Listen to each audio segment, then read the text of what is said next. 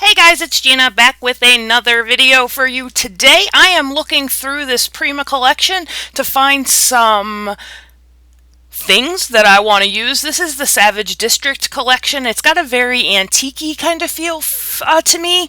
And so Stu and I were up in a town called Havity Grace near our home, and we were antiquing. It's something that we do. So while we were there, we went into an antique shop. There's a few there. And lo and behold, we found this pot. And when my mother passed away and my brother and I went and cleaned out her apartment, he threw away all of her kitchen stuff, unknowing that I wanted any of it. And one of the things he threw away was this hammered aluminum, I think they're called Warrior or something like that, pots. And so when we went to this antique store, there was one there. So I had to buy it. So what you saw me do there was I just pulled a piece of paper. I was looking through some things because I wanted to wash out the background a bit. So I decided after trial and error to just use some heavy gesso on the background, and I added it on very thick so that it would blend out that background a bit. And then I went and I cut up some scraps and some papers from that collection. I had the 6x6 pad and the 12x12, so that helps when you're looking for smaller patterns to put behind photos. And I'm just using a couple of punches here to add some interest to what will eventually be the layers behind my photo. And then I just tore some pages. I'm doing this with the punches, just a bunch of things just to give some of those pages in the back some interest to back this photo of Stu. So I bought the pot. Now that I'm all caught up telling you what I'm going to do, I'm going to go back to telling you the story. We bought the pot. We didn't get a bag or anything. Stu walks out of the store and he says, "Do you think I'll get in trouble? You think it'll be a problem if I just carry around my pot?" Being, his off-color sort of funny self. So, of course I had to take a picture of him holding his pot. And, this is a man who's never done a drug in his life. Seriously. So, just the fact that he said it was funny to me. But, so here he is, very proud. He's holding his pot out in public. So again, I'm just looking down. This is the ephemera pack, and I'm just looking for things that I'm going to layer behind. Sometimes I spend a lot of time doing this layering kind of stuff, and then other times I'm just like, throw that thing on the page and let's get it done. So in this particular thing, because I had so much of this collection, and that's pretty par for the course for me in Prima collections, the new ones came out a little while ago, and I really want to buy them, but I'm trying not to.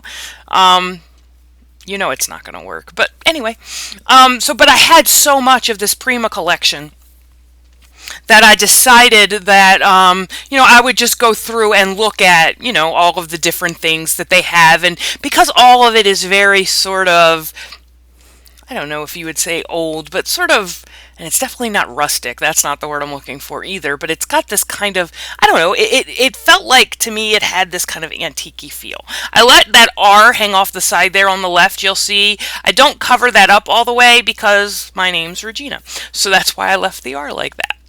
It was actually just on that die cut, but that was sort of, it's purposefully left out that way. So I'm adding this little cluster, and that's where most of my embellishment will sit once it's all said and done. And now just adding some adhesive, and you saw the background there. See how the background is just completely, I just covered it with heavy gesso. It's kind of a mess. But I kind of like messy layouts sometimes, and this is definitely that. So I was happy. It wasn't quite dry yet, and I didn't want it to crack, the heavy gesso. And sometimes if you get it too hot with a heat gun, it bubbles and stuff. So I tried my best to let it dry by itself, air dry, without hitting it with the heat gun.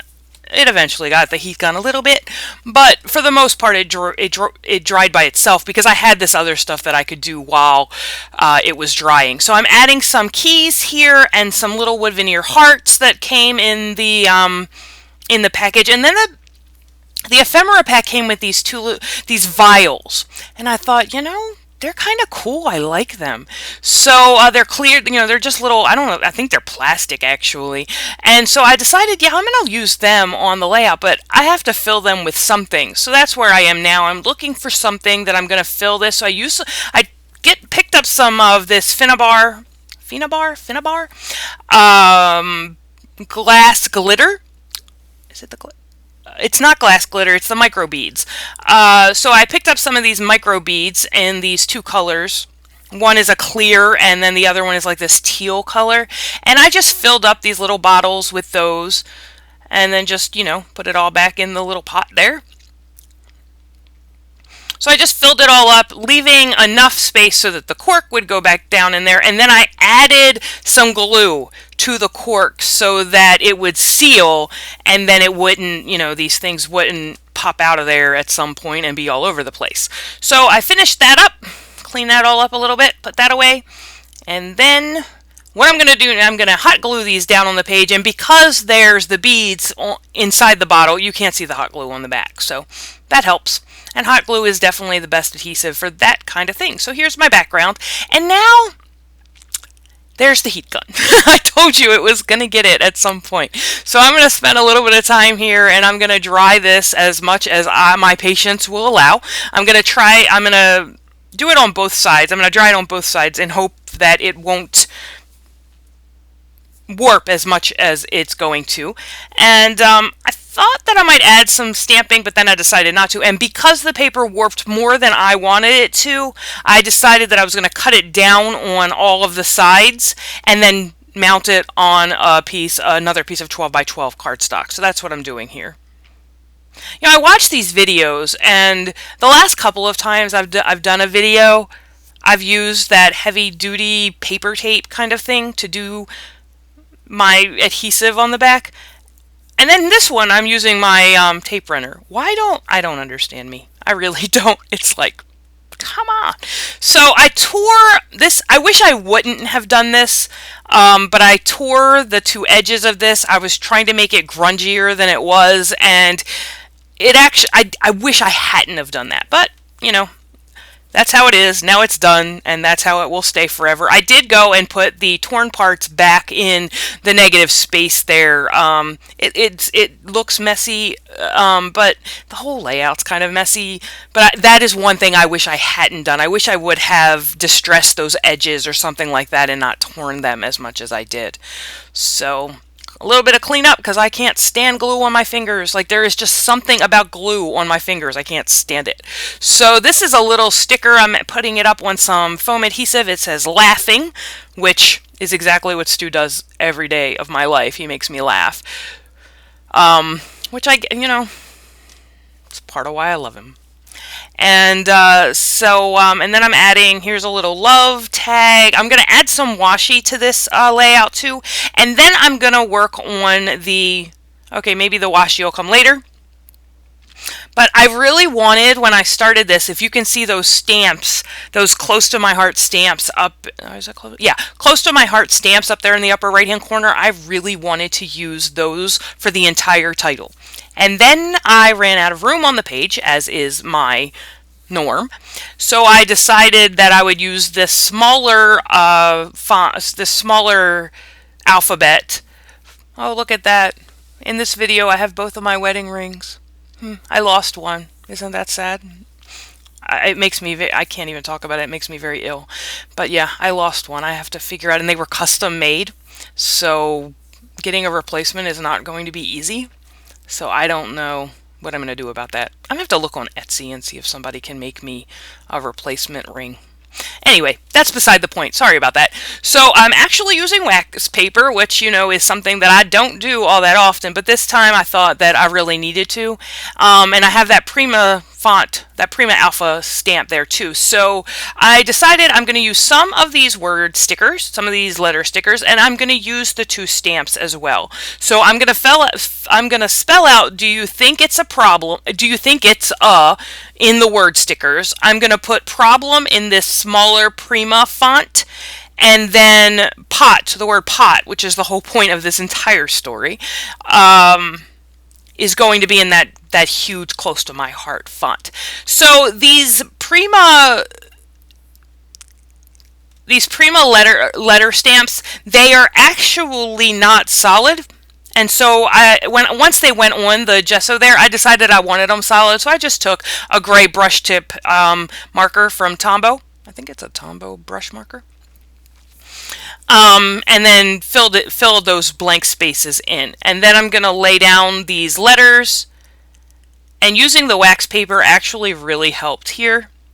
I don't know why I don't do it all the time. And then there was not an apostrophe in the letter sticker, so of course I had to take that marker and add the apostrophe in the word it's, because it would have bothered me if I hadn't.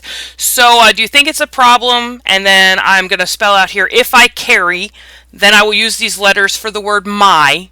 And then I'm going to stamp the word pot in that huge font, and then it will be, I'll finish up the title with the word around and a question mark from those Prima letter stickers. So it'll turn out to be, do you think it's a problem if I carry my pot around? And so you'll watch me do this, and here's the word pot. There you go. With those are great. I love them. They're huge. I love them. And actually, you'll find it funny, but I'm going to use a comma. I'm not happy that you can't see the apostrophe in that word it's as well as I want you to. So I'm actually going to move that A over and that S over a bit and use a comma to put that, here it is, to put that apostrophe in there, because it's just how I am. It's crazy, but it's just how I am. So there's the title, and I think that about... Oh, the wet washi tape. I did say it was coming, and the reason I use it, I went to find some washi tape, and the reason I wanted to use it on the page is because the title was floating. So I felt like it needed to be grounded, and just by adding that strip of washi tape that attaches that to the cluster, it grounds it, and to balance it out, I used the washi tape in 2 other places, actually 3 other places, just to make it look like it was intentional that it was all there, and not that it was just used as a tool to ground the title. I'm adding a couple of words. One says too funny, one says oh goodness, and one says laugh more, and I'm going to add the date, which was May 28th of 2016. There's my date stamp. And then I think this layout, yep, here you go. Here's some pictures and some close-ups, and that layout is complete. I hope you guys enjoyed, and I will see you next time. You guys take care. Bye.